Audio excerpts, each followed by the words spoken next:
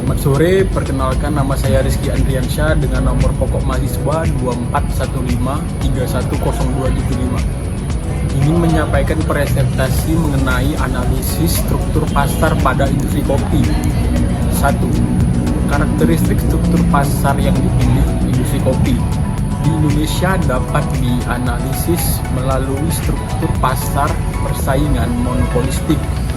Struktur ini memiliki ciri-ciri sebagai berikut. Produk heterogen. Setiap perusahaan menawarkan produk yang serupa namun berbeda. Misalnya jenis kopi yang berbeda, pengolahan yang bervariasi, contohnya kopi bubuk, kopi instan, dan kopi gelas, serta brand yang menciptakan diferensiasi produk. Banyaknya penjual. Terdapat perusahaan yang beroperasi dalam industri kopi, baik skala kecil, menengah, maupun besar.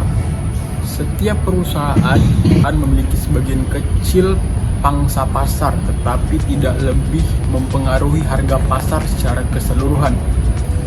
Tantangan masuk yang relatif rendah.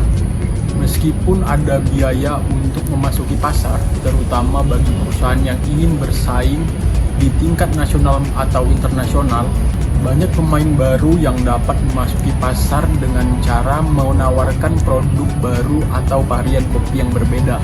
Kebebasan untuk menetapkan harga.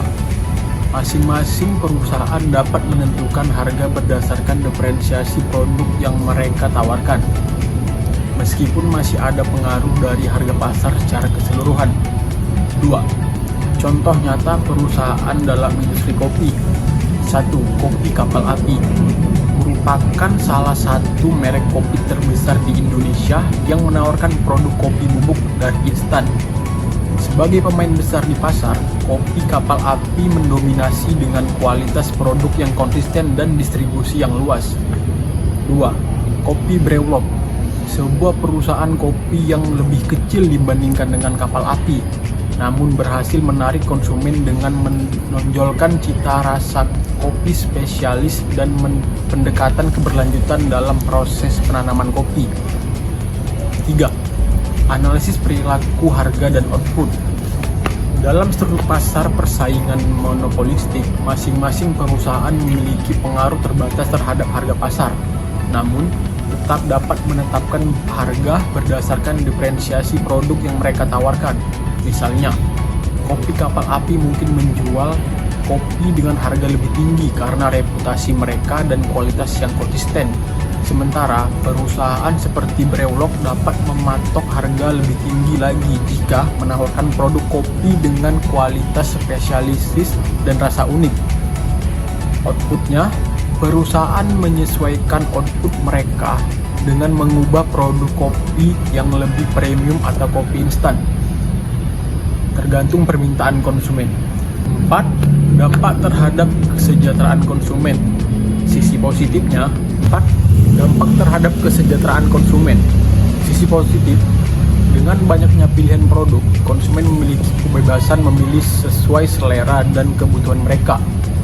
Keberagaman produk juga mempengaruhi inovasi yang menguntungkan konsumen, seperti varian kopi baru yang lebih sehat atau lebih terjangkau. Sisi negatif adalah diferensiasi produk kadang-kadang membuat konsumen sulit membandingkan harga yang wajar atau kualitas yang sebanding, yang dapat menyebabkan kebingungannya dalam memilih produk terbaik. Meskipun harga mungkin bersaing, harga premium seringkali dibayar untuk kopi dengan brand tertentu yang bisa mempengaruhi kesejahteraan konsumen berpenghasilan rendah. Secara keseluruhan, struktur pasar persaingan monopoli dalam industri kopi memberikan banyak pilihan dan mendorong inovasi, tapi juga menciptakan tantangan bagi konsumen dalam membandingkan harga dan kualitas produk yang tersedia. Sekian presentasi dari saya ucapkan terima kasih.